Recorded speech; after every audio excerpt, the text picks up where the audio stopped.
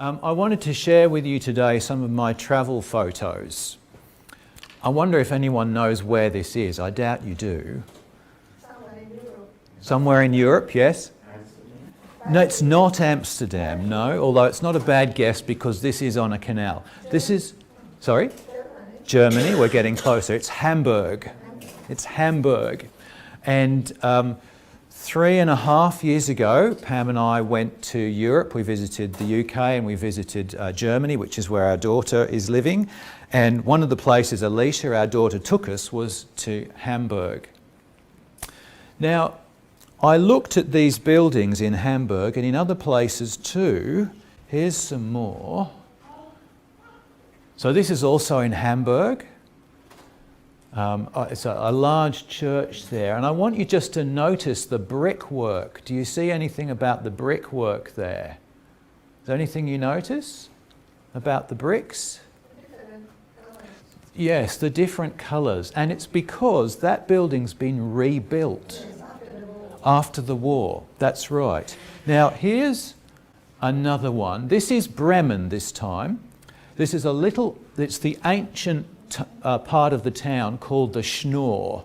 You can see on that picture on the right hand side there's that, it says on the name, the street name is Schnorr, and that's the whole district of the ancient town of Bremen.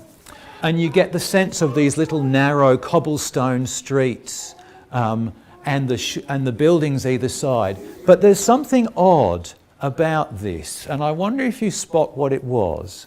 And it was true of Hamburg as well, because if I go back to that original picture, there's something odd about this. That one. I'll skip over that and go back to here. Well, here's the thing that I noticed. Travelling around Germany, you have these old-fashioned buildings, yet the lines are straight and the right angles are actually right angles. Whereas when we were in England, we saw places like this. Now have a look at that house with the wooden, the black wood there, and notice how crooked it is. Now that would be a similar age to the original buildings in Germany, but of course what's happened is in Germany with the bombing in the Second World War, so much was rebuilt. They rebuilt it in the old style, but they used modern angles and modern building techniques, which meant the buildings were standing up straight. Whereas you can see in the English villages, some of them are all still very crooked. And you have these narrow lanes sometimes with these very crooked buildings. Here, I think, is another one, another couple of buildings in the same little village in England. And if you look at the one, I think, on the right, that white building, over on the right-hand side of it, you can see there's that window at the top and the building around it. It's all kind of funny angles and shapes. And that's kind of what I expected in Germany and I didn't see. So what I want to particularly introduce you to is this. Now, what is this man holding? A plumb line. What is a plumb line for? What does it do? Straight. It gives you a straight line and a straight vertical line. Now, why is that so important in a building?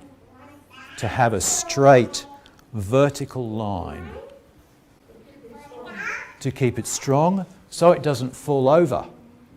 Because you can imagine as a wall leans, the further it leans, the more likely it is to topple.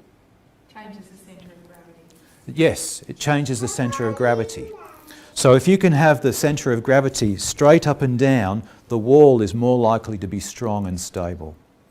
Now, as we move on into reading Amos this morning, we're going to come across this image of the plumb line.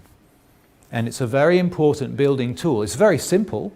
You can see how simple it is, a piece of string with a weight on the bottom. but enables you to make that straight line which makes the wall strong and vertical and stable.